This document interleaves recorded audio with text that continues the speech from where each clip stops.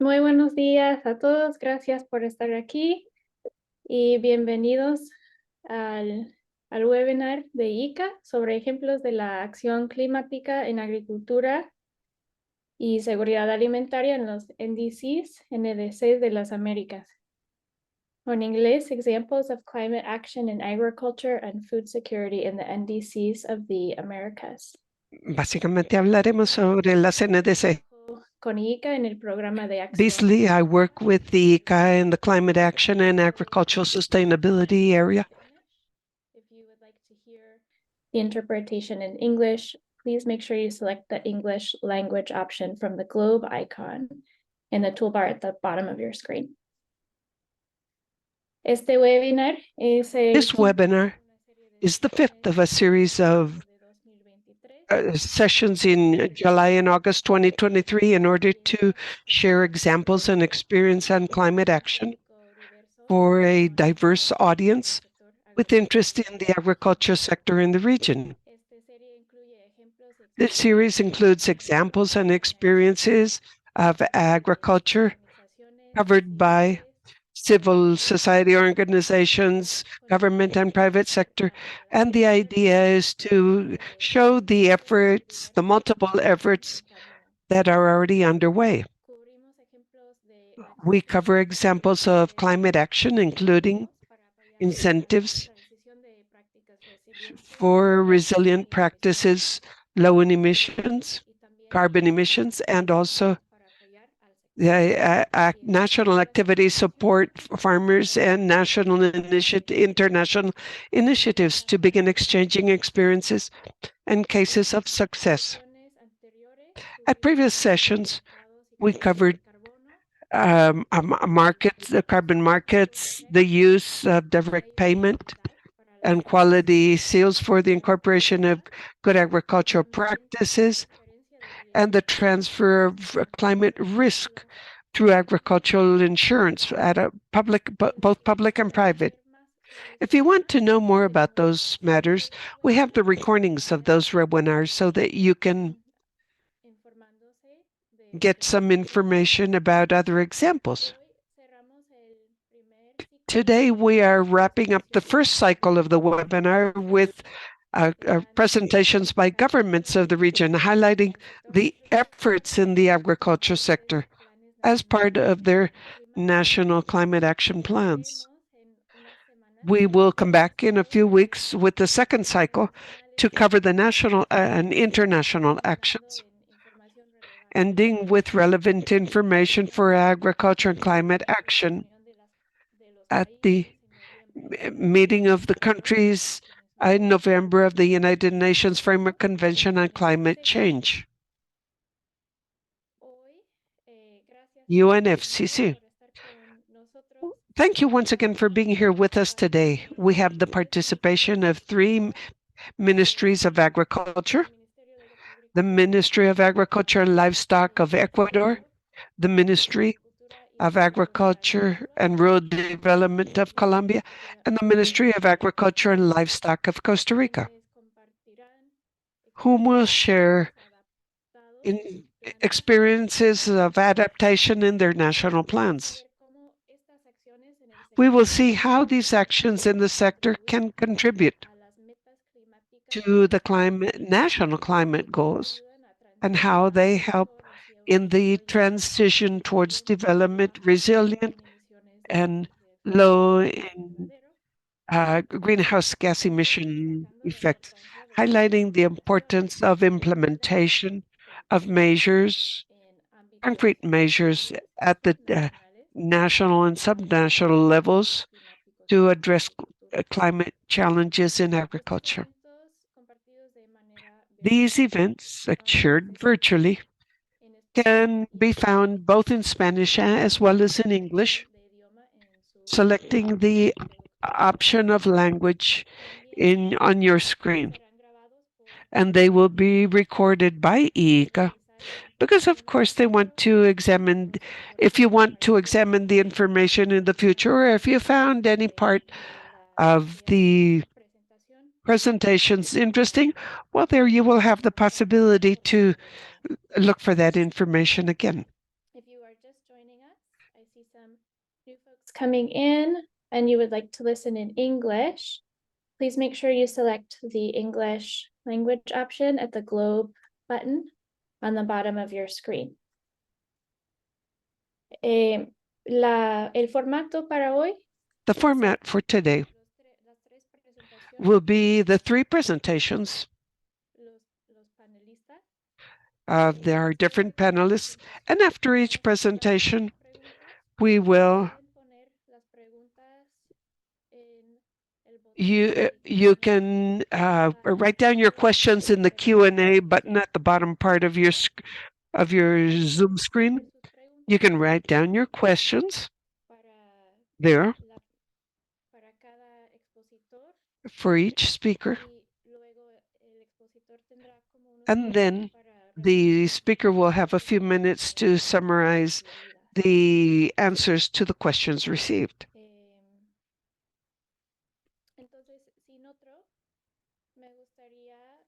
Well, then, with this, I would like to introduce our first speaker, Carla Mena, from the Ministry of Agriculture and Livestock of Costa Rica, who will share her national experiences regarding the integration of climate action in the agriculture sector. Welcome, Carla. Go ahead and open your microphone. The floor is yours. Thank you very much. Well, thank you. Good morning. Can you hear me clearly? Yes, we can. Thank you very much. Well, thank you very much. Welcome, everyone, to this valuable space to exchange lessons and experiences and actions for a sector that is very important in climate action. The Ministry of Agriculture and Livestock of Costa Rica welcomes you. It is an honor to be with you here to share our experiences as a little grain of sand in each of the actions that in agriculture and livestock we have been working on, and that we feel have been contributing to this transformation in climate action. Oftentimes, I thank the organizers and those that are joining us from different parts of the planet today. Thank you so very much for listening to us. Allow me to share a summary, basically, of what we, for more than 10 years, as a country, have been working on, committed to foster the well-being of all the individuals and of nature itself. Agriculture is not exempt from conservation of biodiversity and water resources and forests, and that is why, for us, it has been a very important challenge to enter into the commitment of the nationally determined contributions, something we started more than 5 years ago, and where we have been publishing and documenting the different phases and the different areas in which we as a country will be undertaking actions. And of course, in the future, this will be of utmost importance. We are fully committed not only to develop sustainable agriculture, but go beyond that in the value chain and the chain of value, in the different areas to be much more efficient in generating national goods and for local consumption and for international export that are low in carbon. This is a big challenge. Yes, we do have many challenges currently and ahead of us politically and socially. This leads us to a complex transformation, leaping into what we look for in our NDCs through public policies, as well as through actions that occur through science, research, and the extension work with our different extension officers that work with agriculture and activities throughout our country. And ever since the Paris Agreement was signed as a country, we have been ratifying those contributions. We have been examining them in great detail, and we have I've been working for several years now, trying to accept that visionary model hand in hand with the Ministry of the Environment. That is a big challenge, but that is why we need each other. Today we have an official document which is supported by national policies in the areas of not only of mitigation, but also adaptation to climate change. and a policy was submitted in 2018, as well as the National Decarbonization Plan. And then in 2019, of course, together with the international conventions that regulate these different action areas of climate action. It is the UN Framework Convention on Climate Change. We have been working on strategies, actions among sectors. We have been working on an agro-environmental agenda, quite challenging also. I will summarize that in a moment. And more recently, we have started to work on an initiative of sustainable agro landscape. What do we seek with this? Well, for Costa Rica to be a resilient forestry and agricultural landscape producing commodities with zero carbon, zero contamination. And I will share a series of actions that we are undertaking and how Costa Rica in the agricultural sector and as Ministry of Agriculture we have been developing models not only on the livestock side, but also on the agricultural side, hoping to contribute to what has brought us to 8 areas of contribution. First, very well known by many of you, is that we have bet and we are aimed at 2030 with value chains in coffee, livestock, sugarcane, rice, and musacia development, particularly bananas, using productive systems that are low in emissions. The first crops were coffee and livestock. Applying the NAMA tool, today we have upscaled. NAMA has helped us guide us technically, although a NAMA internationally is a tool that in the records, NAMA has allowed us to aim those good agricultural practices that are worked out in the field, in transfer, and in research, incorporating adaptation methodologies resilient to each of the farms. Well, on the farm is where things occur. Remember that. In order to have an impact on the well-being of society and on compliance with our commitments, this cannot be possible if we do not have a national policy where we can implement together with our growers and producers. If we cannot do that, we cannot advance. And this has been a challenge that we accepted more than 10 years ago through these 2 actions. And they are very connected, not only with international trade, but also with the Sustainable Development Goals, zero hunger, all the Convention on Biological Diversity.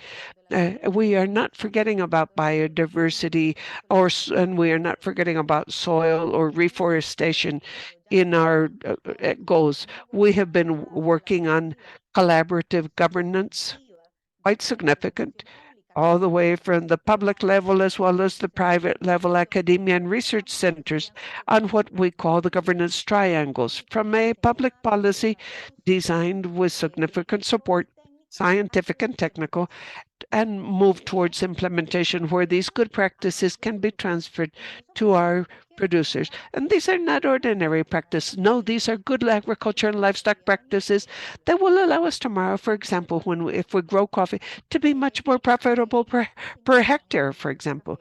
And coffee production, they show us the high consumption of nitrogen-based fertilizers. So, but behind all of this, there are practices that we can implement and that our producers and organizations in themselves, the Ministry of Agriculture, heading this from the political side and the technical and management side, to ensure that these practices show a change in the way of producing these crops. Why these crops? Or why these agricultural activities? Well, because these 5 activities are important in the economic development index of our country. Then we have other actions in other crops, as is the National Adaptation Plan, where we are working with production of pineapple, ornamental flowers. We are a country that exports many flowers and ornamentals, and also roots and tubers. Those are activities that one way or another trigger or represent for a country important economic development. And if we want to have these prevail over time, but ensuring we have good practices and ensure thus value chains that bring in this difference, not only through market prices, but also because tomorrow that we are betting on having this seal of sustainable agro landscapes, as is our agriculture production in the country and the one that we are moving towards. That is the first contribution, agro chains. Secondly, we see in 2025 to have circular economy systems in those farms that we have been working on, considering biodigesters, as well as recarbonization of soils. And that is why we have been working on technologies to increase and better understand what our soils are like carbon-wise, and also implement projects that hand in hand can give our researchers and our technical experts the space so that our soils can be enhanced with the different good practices. We're currently working on that already. We consider it as vital to work on soils. And in 2030, as another contribution, we see ourselves where 70% of the cattle is feeding through resilient systems low in carbon. And not only livestock, but the entire livestock activity as an agri-food system that brings air, water, biodiversity, and others in an environment where we not only point at production as the plant or the animal, but as an integrated system relating us positively, relating the different aspects of ecosystem services on a farm.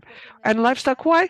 Because our national greenhouse gas effect inventory is where livestock is an important contributor. And through the contributions I mentioned, first, we have been implementing measures or a data collection through MRV. Having an MRV, a measurement and verification tool of how we are seeing that our greenhouse gases in the farms are being handled or managed in a more efficient manner. But we know we cannot become zero, but with a better management of those practices, we can say that although there are emissions, this will also help absorb, and then we can declare ourselves productive systems low in emissions. Another very important contribution is that we are betting on this for this decade from 2020 to 2030 to have studies on impacts of climate change resulting from not only agricultural systems but also fisheries. We cannot forget the fisheries sector. Agricultural health.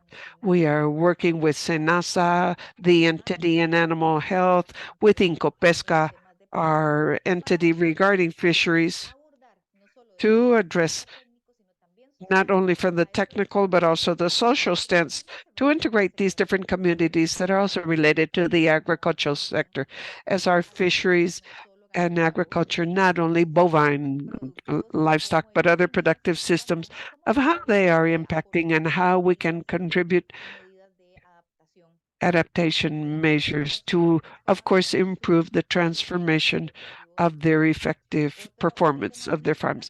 Something else very important, another contribution that I want to mention is that, well, we are currently working in the final details for our national sectoral climate change adaptation plan.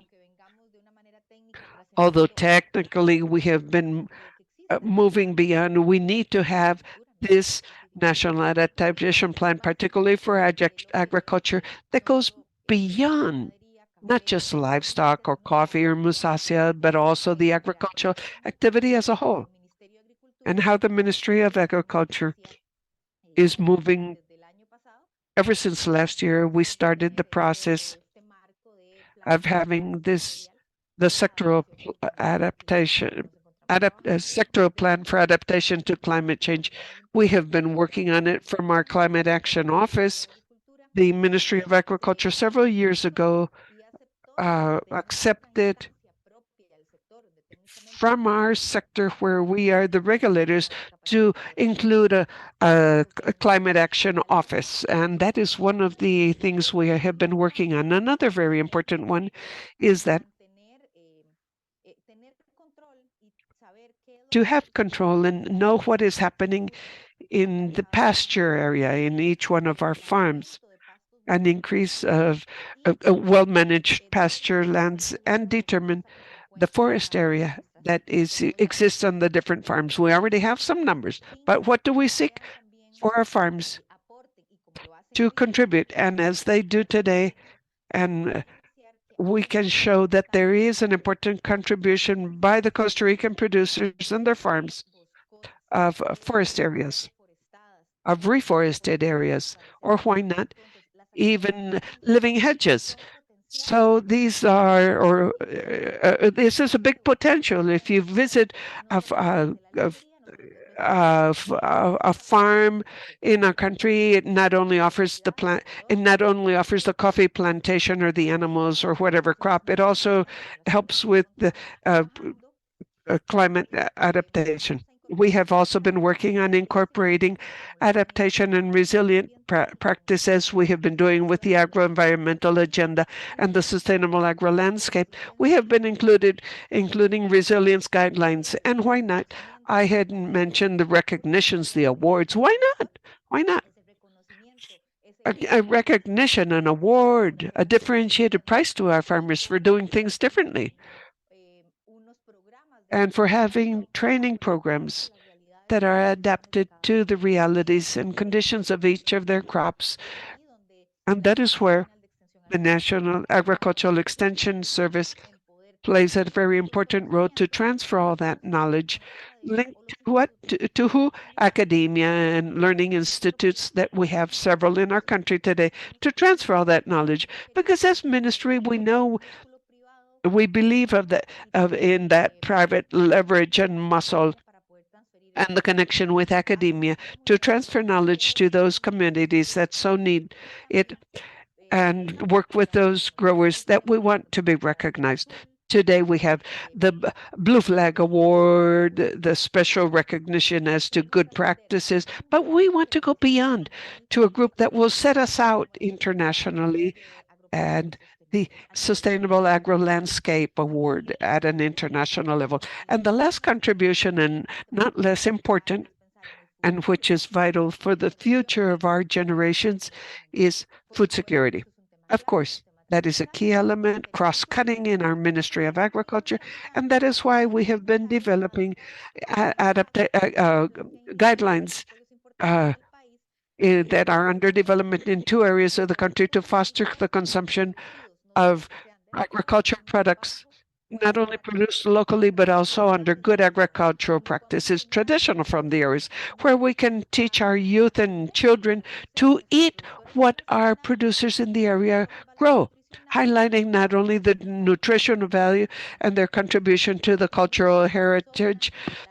Coffee, we know, it has specific growing areas as well as roots and tubers, and of course, this leads to the creation of local markets, reducing carbon emissions, and we can ensure that our school lunchrooms and our children consume what is produced locally. So these food guidelines are basically a first step forward in what we seek to live concretely for our society. And in ending, I would like to say that we are working on this agro-environmental agenda hand in hand with the Ministry of the Environment and Energy in our country, and where we are betting, or where we are focusing on this sustainable landscape initiative. As I was indicating, we want to stand out for a net zero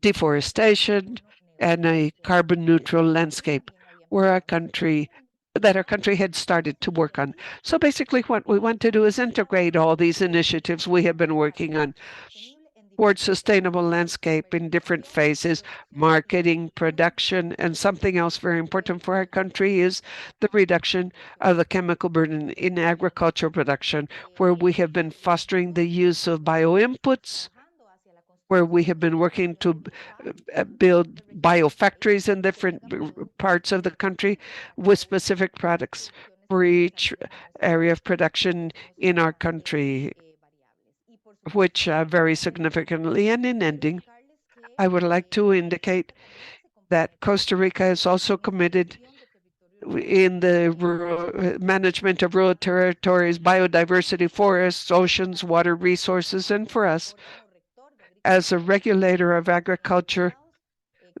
we are all linked together, directly related, ever from the agricultural development and the development of the the ecosystems.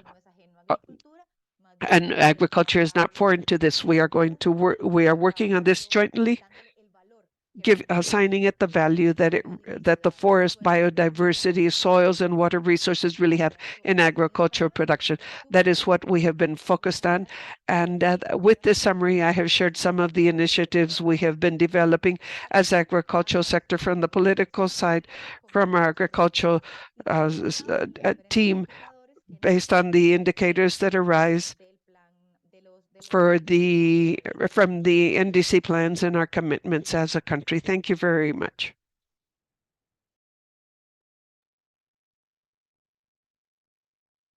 Muchísimas gracias, Carla. Thank you very much, Carla, for this excellent description of the integrated plan and the various actions that Costa Rica's government has implemented in the topic of climate action and agriculture. I would like to just give participants a couple of minutes in case you have any questions for you. Please use the Q&A button to ask questions to the panelists. It's part of the features of our webinar. You can write your questions right there in the Q&A, and we will collect a number of questions all together, and then we will allow Carla to answer them all together. As I was listening, I was left very impressed by the integration and the range of actions that Costa Rica really oversees. It shows that Costa Rica really has a systemic vision over the system, and it recognizes that necessary activities occur on the farm, as you mentioned, but they also require that systemic level of support. These are not transitional activities or practices that occur on their own, but rather they require a long-term effort involving several points of entry. I thought that was very impressive of your comments, and thank you very much, Erin. It's not easy. It has required cooperation. It has required strategic alliances in order to really highlight the fact that changes can occur in the agricultural sector. We cannot do it on our own as the Ministry of Agriculture, definitely. And then I also have a question with regards to this topic specifically. Obviously, it's a long-term effort. This was also developed from the NAMAs and then became more systemic. It started incorporating various commodities throughout the country and the other needs for recarbonization of the soil. And also the fishery sector, and taking into account biosupplies and food securities. My question for you is, taking into account that there are many people present here among the audience, do you have any recommendations or comments for them? Maybe they're at different stages and different frameworks in their own countries. Yeah, so to support them in the evolution of these stages. It hasn't been easy, Aaron, and distinguished guests. It hasn't been easy. Definitely our governments change every so often, every 4 or 5 years. And definitely we need to. In my case, I studied agronomy, and I currently work in the extension service, and I spearhead the climate action effort. But it's hard to give maintenance through changes in government, which is why we bet on changing public policy, in integrating governance, involving the private sector, involving authorities from other ministries, from representatives of the sectors, because we all have the same commitments. And that hasn't been easy either, because people still change, but it helps. It helps to give it a little bit of permanence in time and to gain political backup. We call it strategy. We talk about a national strategy of low emission coffee. A few years ago, we started with the national strategy with low emission livestock industry, but there's a policy behind it. And it's been a constant struggle to make sure that these policies gain permanence in time. It has, you need buy-in for it. Aaron, I see 2 questions in the chat and I would like to answer them at once. Can I? Yes, please. Could you also summarize the questions for the audience, or if you see them? Okay, well then go ahead and please answer them. Thank you very much. Right now, the MRV, thank you very much, Juan Carlos Torrica, for your question.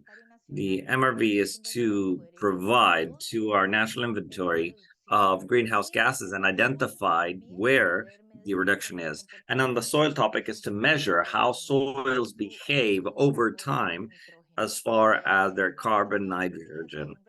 As far as adaptation measures, yes, it's a big challenge. We're working on it right now. And we're working also at the national level, not just as the agriculture and livestock industries, but as a national metric, not just for mitigation, but also for adaptation. It's called CINAMEC. It's not been easy. It's a national metric system that we are also been developing.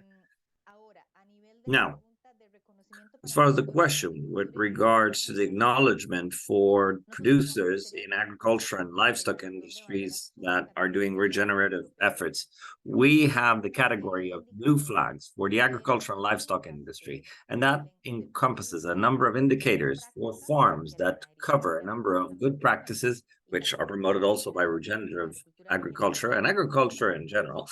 But there are good sustainability practices, and these are assessed, and farmers are given an award.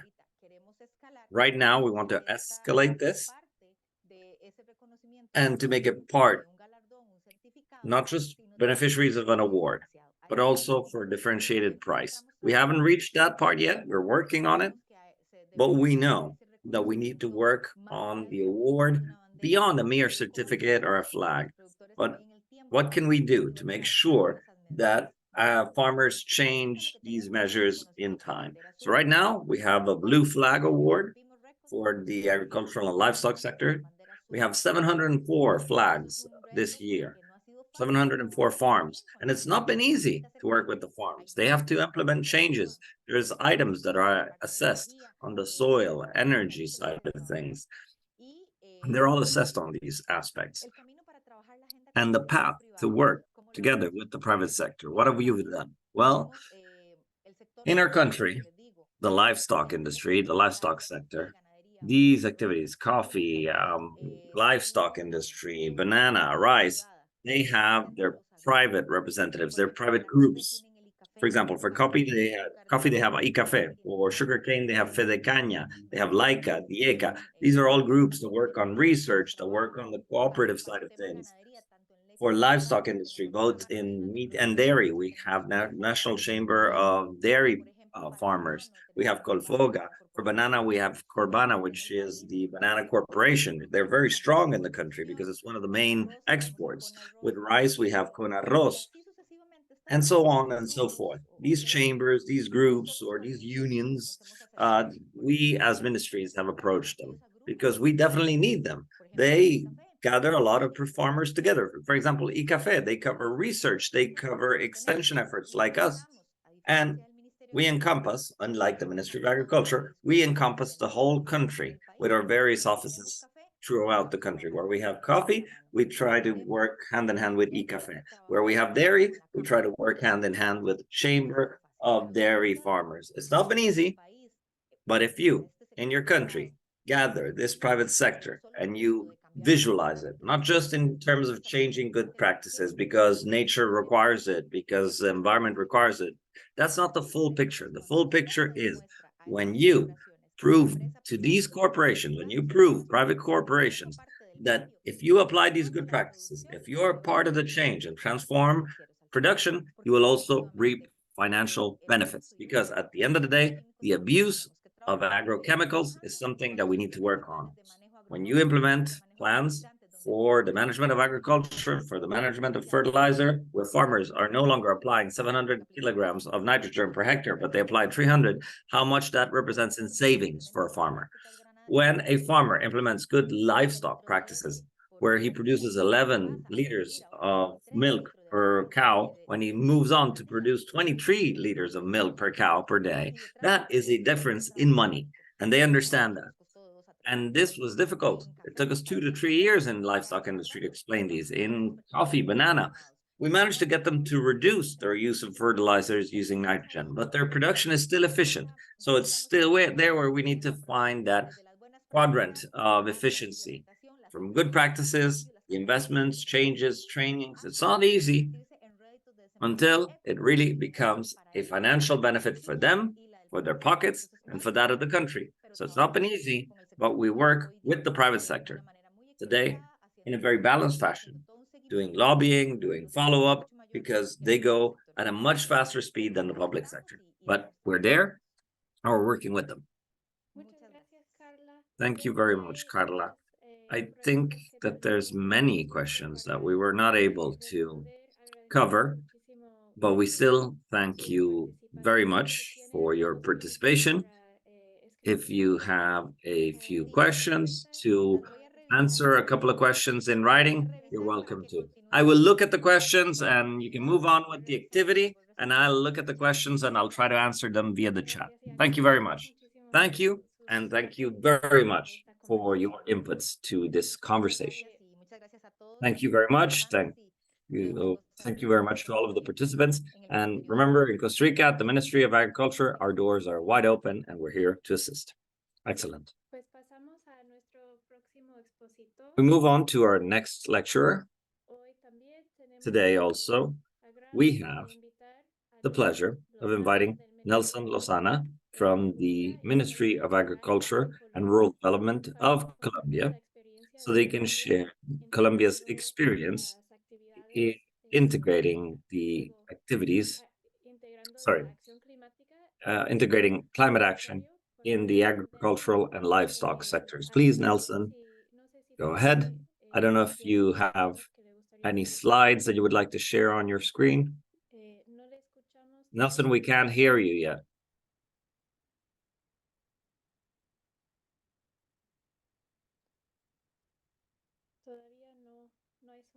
Nelson, we can't hear you.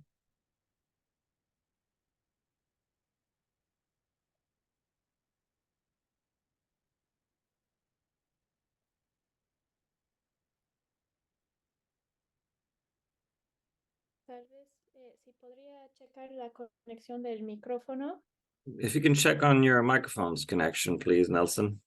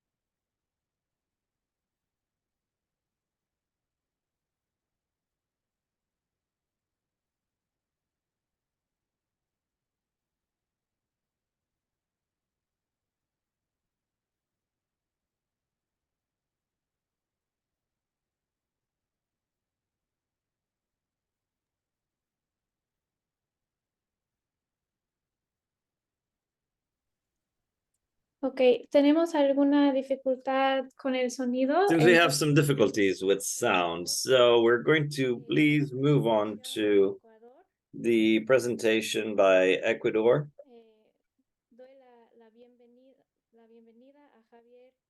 Let's welcome Javier Yepes from the Ministry of Agriculture and the livestock sector in Ecuador to share his experiences integrating climate action in the agricultural and livestock sectors in Ecuador.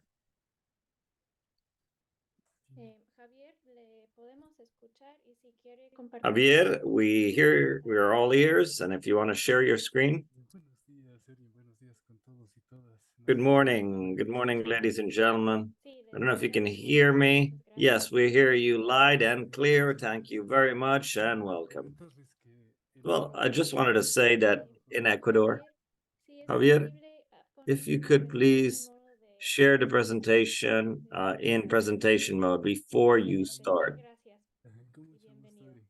Thank you very much and welcome. Ecuador seeks to strengthen the policy to develop a framework for the implementation of climate action. So much so that we joined the Paris Agreement in 2017, and in 2019, the Executive Decree 094 was issued, defining all sectors and all ministries as being compulsorily aligned with the policy of the country, which was issued in 2020 and spanning all the way through 2025, covering specific components related to public policy on agricultural and livestock sector, women in the rural fields, soil plans that encompasses research, implementation in agricultural schools, and early alert systems. Based on this, we this year launched the National Plan for Climate Adaptation of Ecuador, which will give the guidelines for the country. And this already has some background at the international level from COP7 in Morocco, where funds were assigned to less developed countries, the framework for adaptation of Cancun. At COP17 in Durban, the initial directives were given for developing national adaptation plans for less developed countries. In Glasgow, they spoke of the importance of implementing plans and financing for adaptation and the improvement of communication. In COP27, the fund for losses and damages, and at the heart of all of this is the Paris Agreement, which focused on trying to reduce the temperature 1.5 degrees centigrade and adapting countries to the adverse effects of climate change. Now, as part of all of these conversations and technical directives of the group of experts for less developed countries, we were told that a national process to coordinate the planning of adaptation was established, capacity building in local governments, preparing the national adaptation plans, provide follow-up and assessment, and improve communication as part of within the country, and also the plans for cooperation between sectors and different government authorities. As I already mentioned, in Ecuador, we always sought to strengthen the policy for climate action. And from the Constitution of the year 2008, the state implemented measures to adapt to climate change. Then the National Development Plan, which encompasses two sides, environmental management and territorial regulation. We also have a national territorial strategy. It's also encompassed in the Organic Code of the Environment, and we also have our national strategy for climate change. This was in the year 2012 and 2025, establishing priorities in the sectors that have to work on adaptations and sectors that have to work on mitigation. And it also establishes targets, short, mid to long term. And this is covered also in the national plans. For us, the National Adaptation Plan is a management tool for managing climate change, which is developed to respond to the climate risk that exists in Ecuador. The goal is to contribute to the integration, to adaptation, to climate change in the planning of national, local, and sectorial development, as well as in identifying and reducing risk of climate change in the present and future in social system, economic system, and vulnerable environmental systems. Which is why for each sector, they carry out the various analyses and the various models based on the information that we have available to us. But the National Adaptation Plan of Ecuador has several chapters, which are background and context, methodological process, prioritized sectors, vision and objectives,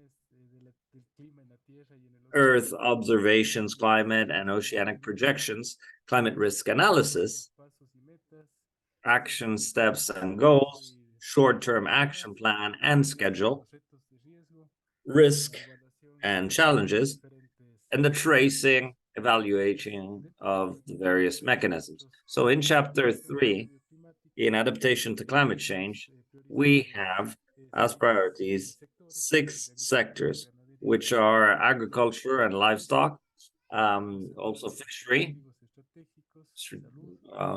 strategic productive sectors, healthcare, water resources, human settlements, and environmental assets. As part of the National Adaptation Plan to Climate Change, it selects various models to measure impact, and with as primary information that comes from the Ministry of Agriculture and Livestock, and secondary information obtained for these models, we established that the main crops that Ecuador needs to focus on to reduce greenhouse gas emissions, but also because of their importance for their GDP input. And as you know, Ecuador is a small country. So these crops are rice, sugarcane, dry beans, potato, and different types of corn, soft and hard. As you can see on the table, you can see the impact model. We picked the model from the climate policies and the ones that are more adapted to the country according to the amount of information that we have available. We speak specifically of having 80% of this to establish the model in the areas with greater risk. And this will later help us to implement the measures for the food security of the country. Here we have the 2 impact models that were established. It's EPIC, which takes variables of growth, productivity, and development of the crops and how these impact climate change in each one of their phrenology stages, and ZAE, which measures production from the biophysical properties of the soils, the agroecologic requirements, and the weather, the climate. The climate model for the integration of environmental policies, EPIC. Here is the diagram of how it was carried out. First, we selected the production units according to their management properties and the loss of crops. Then, the phrenology and the genetic coefficients. Here he speaks of reviewing the bibliography and EPIC on that, which is a control file that needs to include data to extract variables, the structuring of climate data, including precipitation, temperature, radiation, in the present and in the future, and identifying the unit soils for the quadrant, and the data for the soil is processed. And there, we calibrate and execute the model, we assess the physical impact and the final losses, and then the result is what we're going to show you in a little while. These maps show us the areas that are most vulnerable in Ecuador. It shows where the crops are located in Ecuador and what is their vulnerability to climate change, and what would be the most important yields that would be impacted by this phenomenon. As part of this adaptation plan, we have type years. This methodology shows us similar years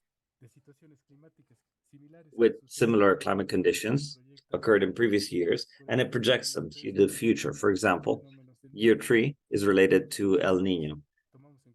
And we always take into account the most negative scenario, the worst case scenario, to take actions based on the potential situations that can occur in Ecuador's agriculture. The agroecological zonifications encompasses things like the surface texture, the effective depth, drainage, depth of the phreatic level, toxicity of the organic matter, fertility level, in quadrants by 10 kilometers, which is all of the surface of Ecuador, spanning all of the surface of Ecuador. We work on historic climate data and future climate data. And like this, we obtain the risk areas of the country. So, for example, with this information, we know in which areas we need to produce these crops, which I showed you earlier, what are the ideal conditions, and which ones are the ones that will be most impacted by climate change. So, for example, in the case of rice, we have in the coastal area, which is the perfect crop for the coastal area. But as you can see, it's in color orange because it's telling us that it's marginal. It's not really the most suitable area for this production because it is highly threatened by climate phenomena. However, as Ecuador's government, we also acknowledge the fact that there are areas where people are planting that are not the perfect ones for these crops, but they're still a source of sustenance for the families. So we need to find the best conditions through technical assistance and rural extension projects and the various projects carried out in the country in order to foster innovation and the reduction of risk.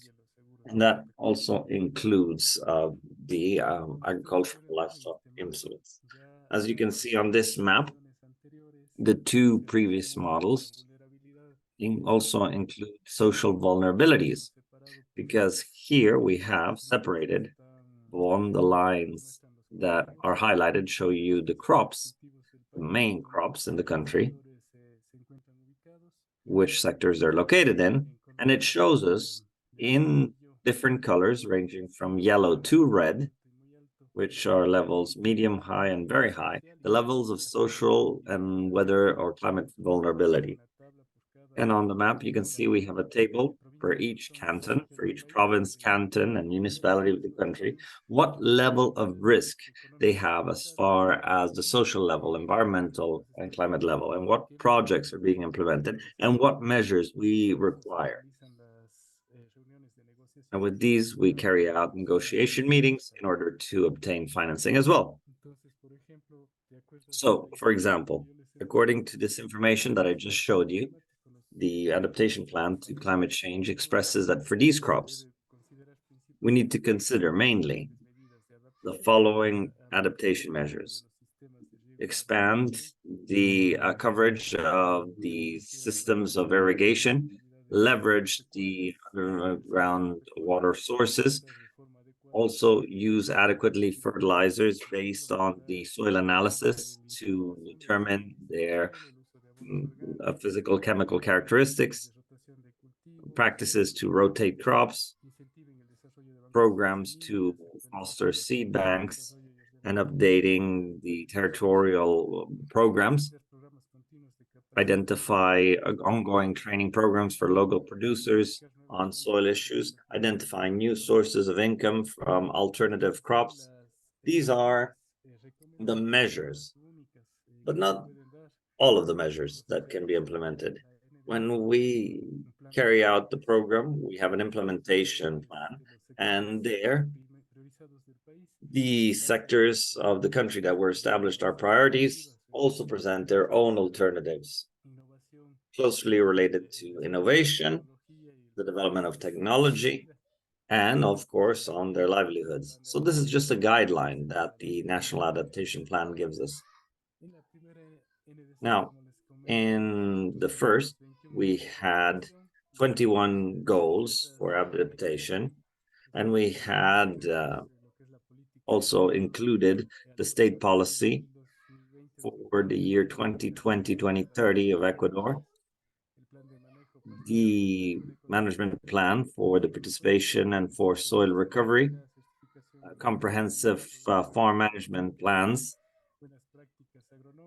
good agricultural practices, criteria, databases, geographical databases, experimental crops,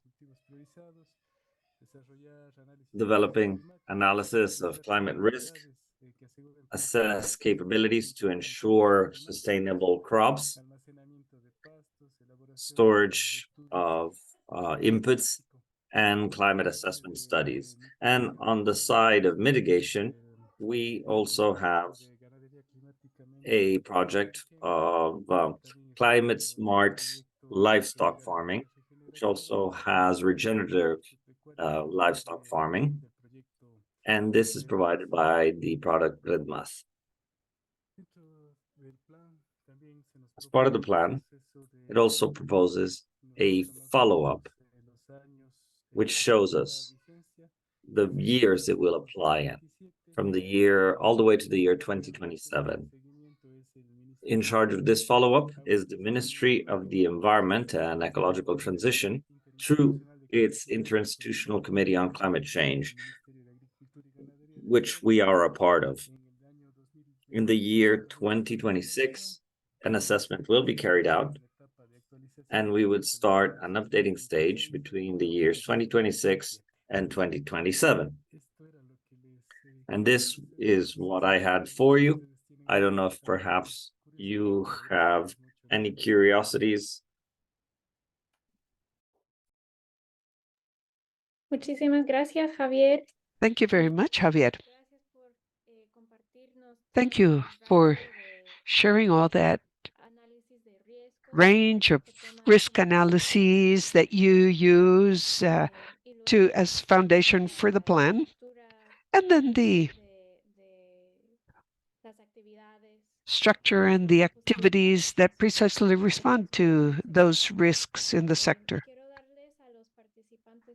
I would like to give the participants some time now to write down questions for Ecuador. I see one on Ecuador's experience regarding MRVs, and so I would like to invite other participants to pose questions to Ecuador. Please feel free to use the Q&A button that we have here as part of the webinar. This will make things much easier. And our guest speaker can check all these questions as a group and can better respond to all those questions to make best use of our time. Javier, I will share the same question, or I will ask the same thing I asked Carla from Costa Rica, and that is there are many people participating here who are involved in preparing the different plans and actions in the different countries, in the different contexts, with the needs of each country, particularly in the agriculture sector. I wonder whether you have any comments or recommendations for the participants that may be involved in that, and in these matters as related to planning and recognition of the different risks in the sector and how to move forward with national policies in this area. Well, thank you very much, Aaron. Yes, I would recommend to strengthen the political or the policy framework to support climate policies, and with a stronger framework, it is much easier to obtain the international funds to develop a national adaptation plan.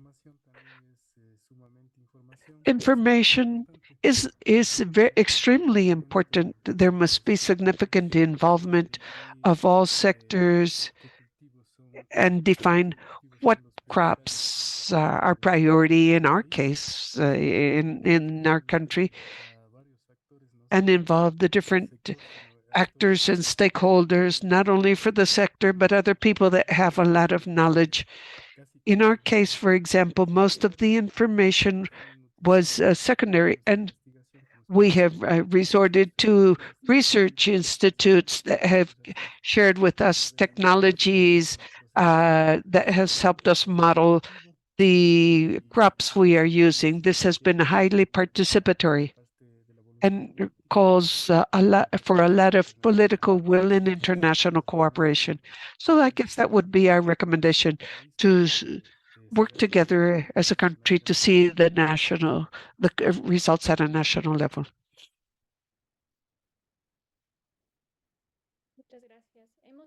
Thank you very much. We have received a few other questions in Q&A. I will read these out very quickly,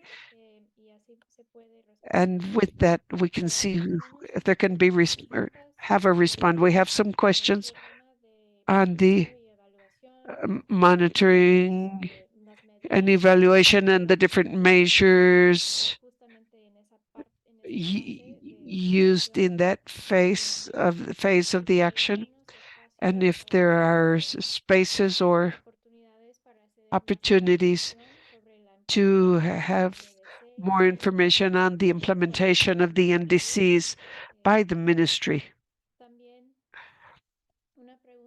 Another question is, how do you connect these studies and models to the MRV? If there is any connection of data in the different phases of the MRV. As a country, how do you work with those systems, and what could be done to better integrate these? And there is also a question on the adoption of climate smart practices, resilient practices, and what has the experience been like with the producers and the adaptation or adoption of those practices? And progress in the agriculture sector with NDCs.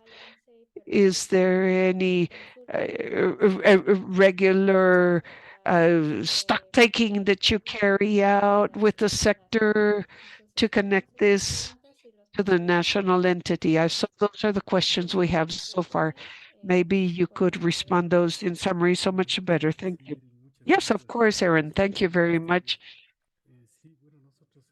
Well, we in Ecuador are in charge of two systems. We have the NDC model, and we're focusing this on the agriculture part. The model has been validated by climate change experts in the country, and all the information that comes into the Ministry of Agriculture and Livestock comes into our servers is connected to the National Agriculture Register, the National Climate Change Register of Ecuador, and the Ministry of the Environment for reporting purposes. So that is the model we are currently using. It was created with the Climatically Smart Livestock program, which consists of 160 farms for the time being, where the technical experts gather information. And using formulas, we see the emissions coming from the cattle and from the digestion of bovine cattle, and the management of excreta and manure. In the future, we are planning on phenological studies, and we will see the different elements that generate greenhouse gases, and we will use a formula to determine the contribution of agriculture to these gases.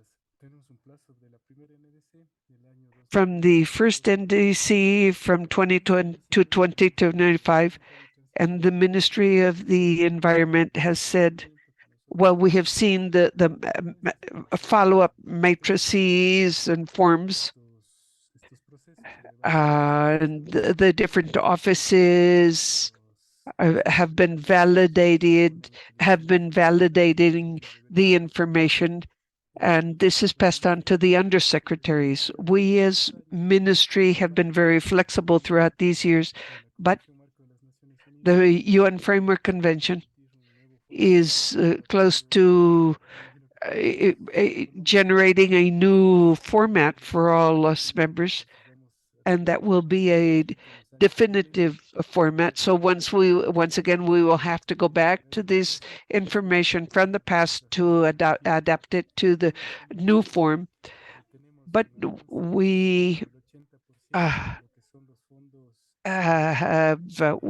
we have received about 80% of the funds provided by the ministry for this, but we still have to advance with much of our work, particularly in cooperation with international organizations. So we are in the process now of gathering more inputs, and we will examine the first NDC we have been working on to see what extra value we can extract from it. And as to Ecuador's experiences in climate smart agriculture, well, we are somewhat lagging in that area. We have sustainable forestry products, sustainable agriculture, livestock. We are trying to align these with efforts in other countries because we know these practices will allow us to reduce emissions that are so fashionable, as we can say. The cultural knowledge of our farmers and producers is not as good. So many of our projects have failed, for example, when it comes to applications. And the Internet of Things, for example, has led to a delay because they do not have that level of expertise or knowledge and the connection itself. I hope I have clarified all the questions and comments. Thank you. Thank you very much, Javier. Thank you. These are relevant matters for many countries, how they manage data and the necessary institutional arrangements and how to connect the national framework with the policies and activities, sectoral policies and activities, always working with the producers. Thank you very much for your presentation. If you have any other document or information that you would like to share with the audience, we can always do so with this group of participants after the event has ended. So I thank you very much for your participation and your time here with us, and for all the very valuable efforts Ecuador has been making to move forward with this subject matter at a national and sectoral level. Thank you very much, Erin. Thank you all.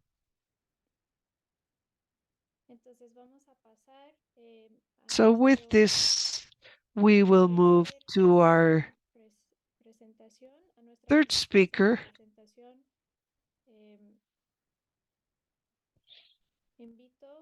I would like to invite Nelson Lozano from the Ministry of Agriculture and Rural Development of Colombia. Nelson, have you been able to? Yes, Erin, can you hear me? Yes, we can. Thank you. Welcome, welcome. Thank you for being here present with us. Thank you, and I apologize for the difficulties I have. Could you allow me to share the screen, please? Okay. We will enable your screen share or share screen. You should receive. Okay, there we go. Okay, we can see the screen now. If you can put it on presentation mode.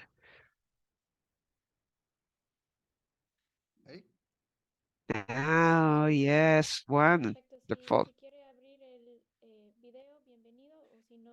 If you want to open your video, welcome. Okay, fine. Thank you. Thank you. Thank you very much. Thank you for being here with us. Welcome. The floor is yours now. Okay, thank you, Aaron, for the invitation. Warm greetings to all our friends from Latin America. We have been working on climate change for many years now. Today, I would like to share a bit what our process has been like in Colombia regarding the nationally determined contributions NDCs. In 2015, at COP21, we presented our contributions. Then we updated this in 2020, and in compliance with the request to update our NDCs every 5 years, and that contributions should not be smaller or should not be reduced. In 2015, we pledged to reduce 15% of the greenhouse gases by that time, and by 2020, in the update, Colombia increased this to 51% of the emissions by 2030, and we are close to continue with the process with our 2050 strategy, so that Colombia can be carbon neutral by 2050. As to regulations in Colombia, we have a legal framework that makes it easier for us to work and seek resources, and the political willingness of the different authorities and ministries. And this we see as of 2015, when Colombia signed the Paris Agreement, and the agreement was taken to the Congress of the Republic for it to be ratified via a Colombian law, which is Law 1844, 14 of July 2017. And then it was taken to the Constitutional Court for their okay. And the final result was that the court determined that it was not contrary to the national constitution, and therefore the law is currently in force. After that, we worked on several draft laws related to climate change. In 2018, we issued Law 1931, and Article 15 particularly mentions that national contributions of Colombia to the UN FCC must be met by the country. Thereafter, in 2021, we issued Law 2169, the law on climate action, and the law seeks to basically set minimum goals regarding carbon neutrality. Article 5 of this law mentions goals in the area of mitigation, determine that updates to NDCs subject to UNFCCC or whoever updates or substitutes this must be mandatory for the country. This legal framework, well, we have two laws that support the nationally determined contributions, and for us, this is very important because it has certainly facilitated a lot of our work. How have we institutionalized capacity to guarantee the implementation of this law? Well, aside from the law, not only should we consider that laws must be supported by an interinstitutional effort also. So in Colombia, we have the Cabinet of Climate Action, the President of the Republic, through Decree 172 of 2022, formed this Cabinet of Climate Action involving all the ministers related to mitigation and adaptation of sectors to climate change. Minister of Finance, Agriculture, Environment, the Ministry of Transportation, the Minister of Housing. These are the sectors that participate or that are involved in the greenhouse gas emissions. Then basically they take decisions much faster in a much more streamlined manner. Under Law 1931, there is a Climate Change Intersectoral Commission created, which covers the vice ministers. That Intersectoral Commission meets twice a year approximately. Sometimes there are extraordinary sessions, but they are accompanied by a technical committee that includes all the coordinators from the different ministries. We technical experts examine what is being taken to the Intersectoral Commission for decision making. And there was a strong collaboration and articulation with the public-private sectors, research sectors, and universities. We worked with the different territorial or local or public and private actors and other organizations a couple of years ago to help us work in a more thorough manner, better articulated with the country needs. Additional to all of this, we have identified a series of actions, both short, medium, as well as long term, that will help us reach what Colombia aims, which is carbon neutrality. In the short term, we have the carbon neutral strategy with a series of programs, particularly including articulation with the different entities at all levels, including the territories, to seek the carbon neutrality. There is also a system called a carbon neutral SINA, that is specific activities for them to be aware of the emissions they are producing and how they can offset these. The Ministry of Agriculture, several other ministries are being certified currently as carbon neutral. There are already 2 ministries that have been certified. The Ministry of Mines, that was the first one to become certified, and the Ministry of Agriculture, we were certified in 2021, and we are moving forward now on the consolidation of our certification. In the medium term, 2030, we have all matters related to the NDC agenda with 3 components, one including financing, another component which is institutional, and the other one management. Management in itself is seen from the territorial stance as well as with the different sectors and with the private sector. As to financing, well, we have measures that can be where we can quantify the cost of implementing a given activity. These are things where we identify measures, but we have no idea of how much its implementation will cost. So then we begin to skid and slide, and the activities are left on the roadside. And I will explain in a moment regarding Law 2169. It says that for each of the laws, we must identify a compliance state where we can examine each of the activities to be undertaken and how much that would cost. We must consider this. You will know that adaptation and mitigation are quite costly.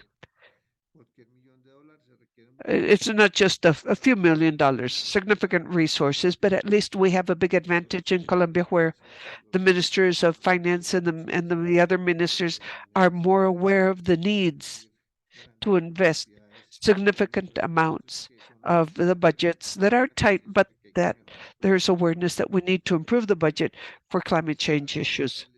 And now for the long term, we have identified the 2050 strategy, as I mentioned, which defines the roadmap for the implementation of 5 different components. One institutional component for monitoring, control, and evaluation. Another one regarding long-term consideration for planning, policies, and instruments. A third component, capacities technology for carbon neutrality. A fourth on the pioneer implementation of transformation options, and a third component on communication and management. And with this, we have identified the needs and the aspects we need to develop in the next few years to meet our international commitments. Colombia has been a leader in the areas of climate change internationally now, and the objective of President Gustavo Petro is that we continue to be leaders, hopefully increasing our ambition, raising our ambition soon, and we can recover that leadership that has characterized us. A strong international commitment by the President in our National Development Plan for 2022-2026 on some transformation lines of action, including climate action and sustainable production. As I mentioned, in 2015, we submitted our NDC for the agriculture with 10 mitigation measures, and for 10 mitigation and adaptation measures, 4 of which are adaptation and 6 are mitigation. It was updated in 2020. In 2021, Law 2169 on climate action once again picked up the importance of NDCs, and they gave the NDCs a nature of law once again. But something else more important happened here. Everything having to do with other measures of the sectors were included. For example, with the agriculture sector, one of the matters was that the agriculture sector in any project made with resources in the Ministry of the Agriculture or related entities must include climate change mitigation and adaptation measures. Any project funded by that sector must include these processes. And precisely we are working so that the directors and managers and presidents of different institutions comply with what the law provides. As I also mentioned, in 2022, the Climate Action Cabinet was created. In 2022, we issued a document, CONPES. CONPES is the National Economic and Social Policy Council that includes all the ministers, presidents, and in that council, this is a very important decision-making level. So COMPAS declared great strategic importance 7 investment projects, 3 of which are in the agricultural sector. And what is interesting, when we come up with a COMPAS project of strategic importance, this ensures that those projects will be a priority within the national budget. And in that case, we have 3 projects. And then in 2022, the Cabinet of Ministers on Climate Action approved the NDC implementation plan and the law on climate action. The implementation plan for the agriculture sector includes 17 measures, the 10 that already existed in the NDC that was updated in 2020, plus 7 additional measures that were created, like those I just mentioned now, where The budgets of the entities in the agricultural sector must include matters of mitigation to climate change. Any project must have these take into account these matters, and that the productive chain entities that are recognized by the Ministry of Agriculture must incorporate in their plans of action, must incorporate actions of adaptation to climate change. That as what to the legal side and the structuring and environmental organization of the ministries and define a roadmap. Now, talking a bit about emissions in Colombia, we in 2014 had see these figures coming from the inventory showing that Colombia was emitting a given amount of greenhouse gases. This has been continuously updated, and we can see all the numbers here on the screen. We increased basically in the 17% over a 4-year period, and this was very worrisome because the idea is that emissions be as few as possible. And it is worth highlighting that the agriculture, silviculture, and other land uses represent 59.1% of the emissions. The energy sector, 30.7%, residues, 6.8%. Basically, what we see in that inventory, as you can see, is that this is the sector has produced most of these emissions, and most of these are due to deforestation. We have a serious deforestation problem that we are working trying to control, trying very hard. We have many illegal people that are taking over state properties and causing a lot of deforestation. So we have the National Army, the National Police, the prosecutor. There was a law that penalizes with jail those that are involved in deforestation and those that fund the deforestation, because oftentimes what happens is that the funders hire the peasants, they pay them a day's work to deforest, and now we are defending the peasants that are deforesting, whereas those that are funding those activities are the ones that are normally set free, enjoying life, whereas the poor peasants and farmers are the ones that are in jail. So with this new law for environmental crime, there's up to 8 years of prison for those that deforest and those that fund the deforesting, and this has led to a reduction in deforestation. We reduced 17% last year, and the goal by 2030 is to the deforestation not exceeding 50,000 hectares. Pasture lands, this is another sector.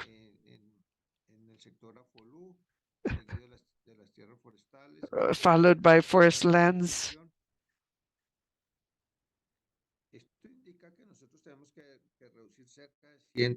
This means that we have to reduce approximately 176, maximum. And by the year 2030, we can issue 176 million tons,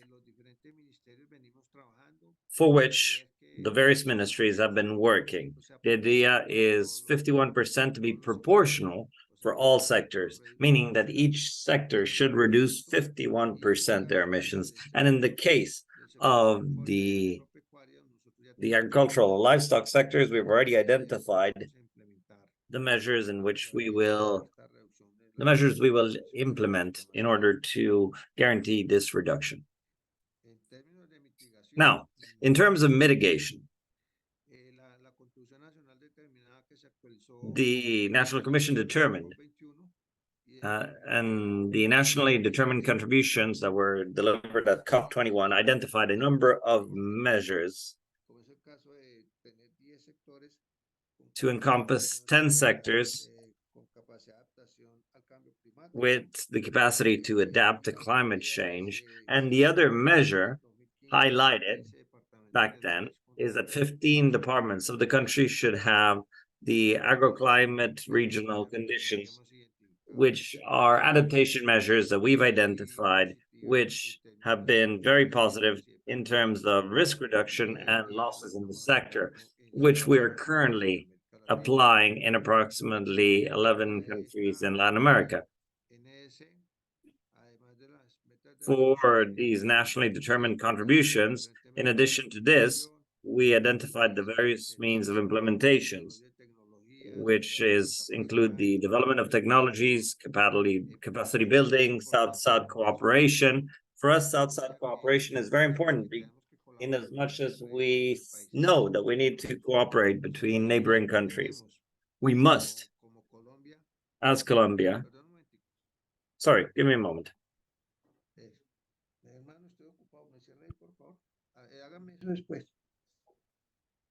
Please do that later. One moment. My apologies. Here, people are very reckless. As Colombia, we know that we need to support each other between neighboring countries, and therefore we are willing to support other countries if our experience are considered helpful. We are already doing this, and we hope that in the future we can cooperate on topics such as smart climate agriculture.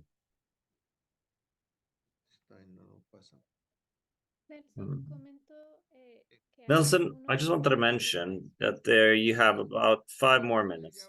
Okay, ready.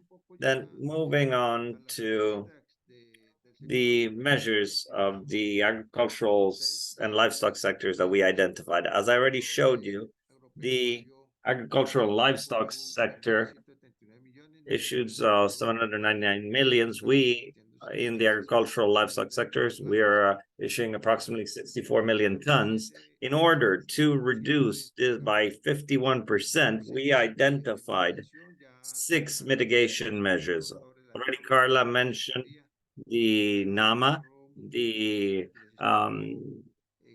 nationally appropriate mitigation actions. And it's not just an idea of converting livestock industry as something sustainable. We need to encompass things like the landscape, how this interacts with other activities. So we in Colombia identified both the nationally appropriate mitigation actions in panela, which is a byproduct of sugarcane, which is known internationally through our cyclists. And we also have the NAMA in coffee. We've identified 3 NAMAs and that we've developed, which is part of the foundations to reduce emissions in the sector by 51%. It's important to highlight the fact that the livestock industry, since it's one of the highest contributors to greenhouse gas effects, we need to focus heavily on that, because otherwise we will not achieve 51%. We have been promoting sustainable regenerative livestock industry. We have a national policy for sustainable livestock industry. We have a comprehensive program for the reconversion of the livestock industry, and we're also implementing on-site activities around these topics. We consider that there's many studies, many positive experiences as far as sustainable livestock industry, and what we want to do is give them scalability. The only way to achieve progress is to escalate these and bring them to the territories. The other important measure for us, which is in blue, are commercial forestry plantations. We believe that because of their capacity to capture CO2 and because of their relation between cost and benefits, they are powerful tools to ensure that Colombia can achieve its international commitments. Commercial plantations in the tropics grow quickly, and this means that there's an important photosynthesis activity which allows absorbing CO2 from the atmosphere. So you know that photosynthesis essentially captures CO2 from the atmosphere fixes carbon to the soil and releases oxygen. And plantations deliver this effect. It's very cheap and cost effective. And in the future, they will supply wood for the industry. So it's a win-win situation. And these are two of the measures that we focus most on because they are the ones that have the greatest potential. Also, the livestock NAMA, we believe that will be expanded upon to an area of 3 million hectares under sustainable livestock systems, with which we can transform approximately 10 million CO2 equivalent.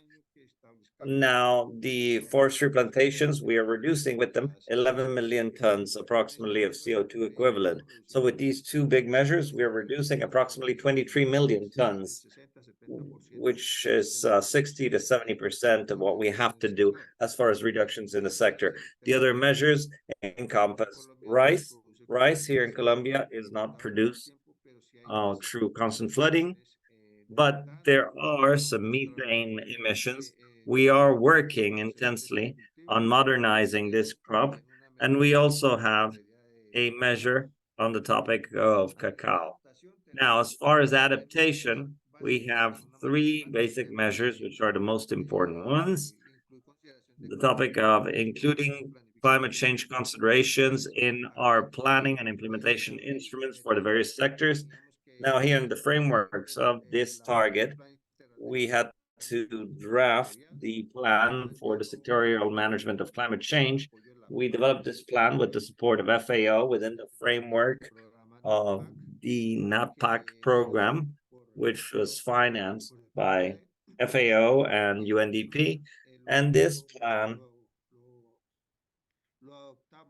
we implemented it in Colombia through Resolution 355 of 2021. It's a ministerial resolution which officially implements this plan for the sectorial adaptation to climate change. We also have the target of the 10 subsectors with adaptation measures to climate change: rice, corn, potato, meat, dairy, cacao, banana, coffee, and sugar canes. These are the crops that we identified that have the highest risks and vulnerabilities in light of climate change, and which are important, not just in terms of food security, but also in terms of exports and generating income for the country. And the third target is related with the regional climate tables. Almost all of the country is covered with regional tables. We only have like 3 or 4 departments. Therefore, we already fulfilled this adaptation target of the nationally determined contributions. We need to keep making progress in achieving 1 million farmers receiving information on agriculture and the climate. We meet in the various tables, we develop our efforts, and the idea is to have this information trickle down to the farmers. And right now, we're in the process of developing how we can bring information to our farmers so that they can make decisions.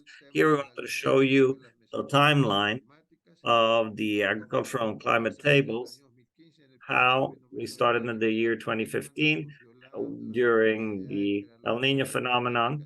That's when we developed the idea of developing the climate tables. And after 7 years, we have them almost throughout the country, as I mentioned.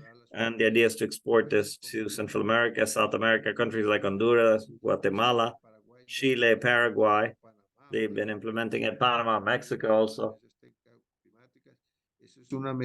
That's a measure that is both economic, and it's great for our farmers to have timely information with which to make decisions. The idea is that if in the future, any farmer, before they make decisions to plant, they need to consult on this information. This is the large-scale projects that I already mentioned. These are certain cases that the Ministry of Agriculture has approved, and that will help us to achieve the targets for adaptation for 10 sectors in light of climate change. This project was approved by the Green Climate Fund last year. We are about to start with it. We had some difficulties in starting because of changes in government. As Carla mentioned, this sometimes while they know these activities well, while they buy in, because there's always buy-in, but always governments try to do new things and they try to change what the previous governments have done. So it's been a slightly difficult process. We managed to convey the project well to them, and we hope that by the third trimester we will be implementing it. We will intervene in 219 municipalities. Colombia has a total of 1,000 municipalities in total. We will participate in 22 departments, more than 200,000 farmers with direct benefits, indirectly 500,000. We will participate directly in 967,000 hectares. And with this, we can reduce approximately 9 million CO2 equivalents. In addition to this project, we have a project called the Biocarbon Fund, which I did not include here. This program is financed by the World Bank, and we are preparing a program to reduce emissions to be negotiated with the World Bank. The idea here is that with this program, we can reduce in Colombia's Orinoco Basin to reduce a high number of CO2 equivalent. We're building a program to reduce emissions. We're negotiating with the World Bank to make sure that farmers that do productive reconversion of their activities through climate smart agriculture, they may receive payments for the emissions that they reduce. So we're making progress along different lines. It's not easy. When there are changes in government, again, I repeat, it's difficult, especially initially when you're trying to get buy-in on these processes. But once you get in motion, I think that we will have some good developments in upcoming years. It's worth highlighting the fact that the government is highly committed as far as budget is concerned. We're fighting for budget because I always insist that you need money behind this. You cannot achieve anything in terms of mitigation and adaptation if you don't have a budget. Documents can be nice, so oftentimes they're left in paper, but the only way of making progress is by assigning budgets and achieving international cooperation. I don't know if you have any questions, queries.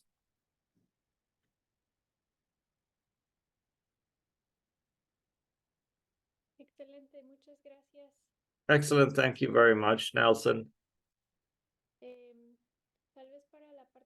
Perhaps for questions, we may close the presentation. Ready for the conversation to occur. Thank you very much for explaining the relationship between the institutional legal framework, the coordination between the various sectors at the high level, and its relationship with climate action in the sector and the long-term vision for carbon neutrality. And likewise, the targets in the sector to tackle a broad-ranging process that truly encompasses all of the needs and the subnational needs of the country and in relation to all of the biodiversity that exists in a country like Colombia. We are running out of time available to us for our webinar. I have a question for Nelson. Perhaps we can take this question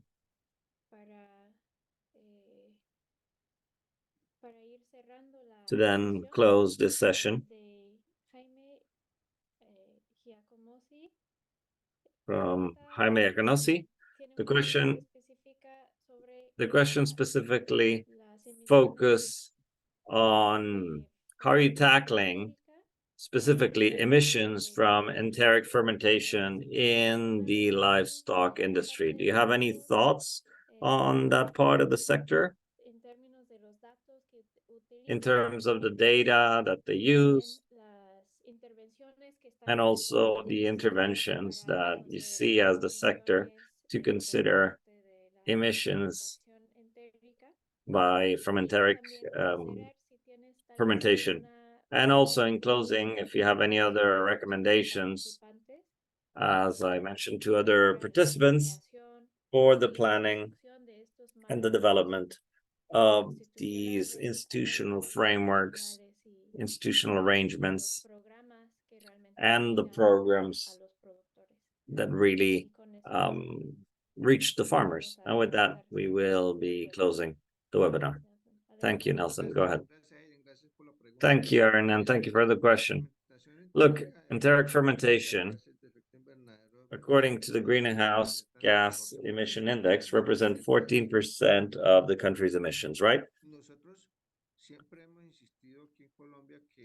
We always insist here in Colombia that you cannot compare greenhouse gas emissions from the livestock sector with those of other sectors. Why? Because, and I've also mentioned that the pandemic left lots of teachings, and we were able to stop using vehicles during the pandemic. We stopped traveling, but we never stopped eating. And you cannot have agriculture without fertilizers, without protein, like animal protein.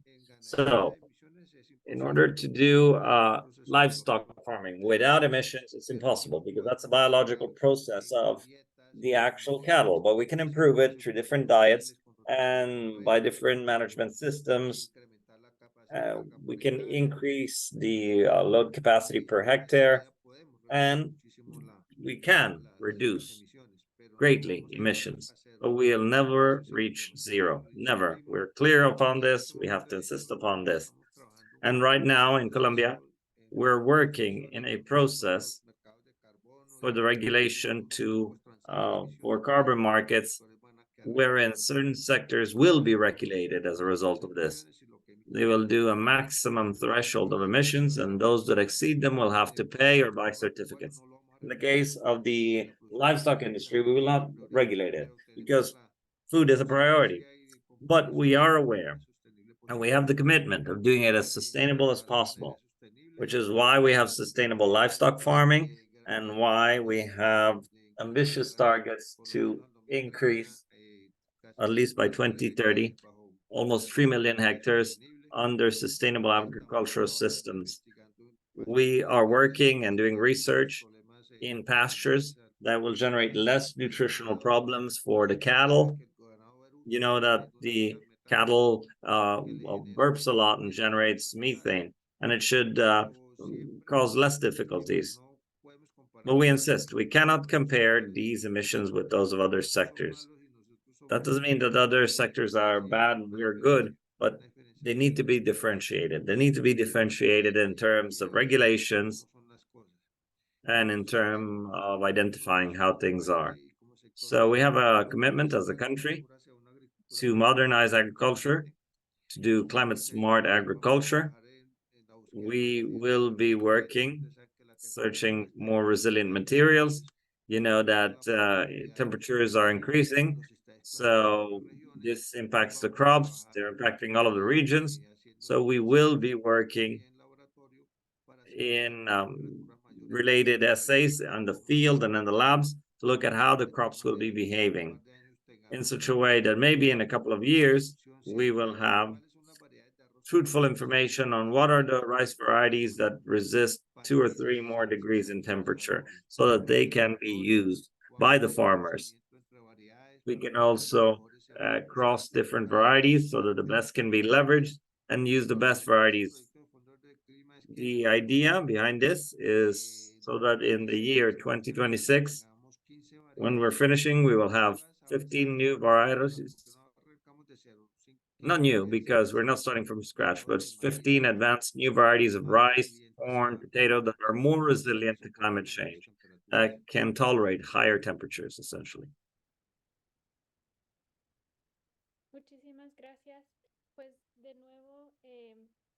Thank you very much. Once again, thank you for your presentation and for all of your efforts in Colombia to ensure that we have effective broad-ranging and diverse transition for all of the sectors and for all of the various areas in the country. Thank you very much, Nelson, for being with us. No, thank you, Aaron, for your invite, and thank you all for listening to us. And tell you that here from the ministry in Colombia, you have a friend. We are at your service, willing to support you in whatever you need with our knowledge. And also, we want to learn from you because among all of us, we have many things to show each other. Thank you.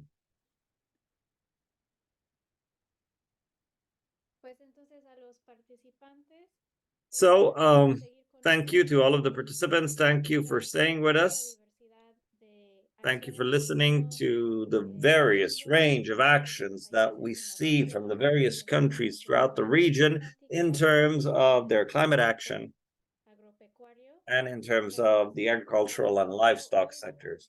I thank you. I thank the governments of Costa Rica, Ecuador, and Colombia for participating today. They shared with us their targets, their progress in the framework of their national plans on climate change.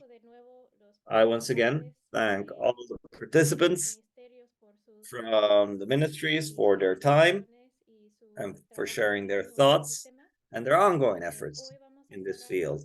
Today, we will close our session. We are also closing the series of webinars that we have been offering on incentives for the transition to best practices in the sector, moving towards climate resilient agriculture that is low in carbon emissions. And on the topic of national plans for the sector. I want to let you know that we will be back in a couple of weeks because we will continue with a couple more topics related to national policies and to international efforts in these fields. You can see on screen that in September we will be back with another series. So, thank you very much. Thank you for participating. We will remain in touch with further information about the next series. Thank you very much. Thank you very much and a great day to everyone. Thank you. Thank you. Good day. Thank you. Goodbye.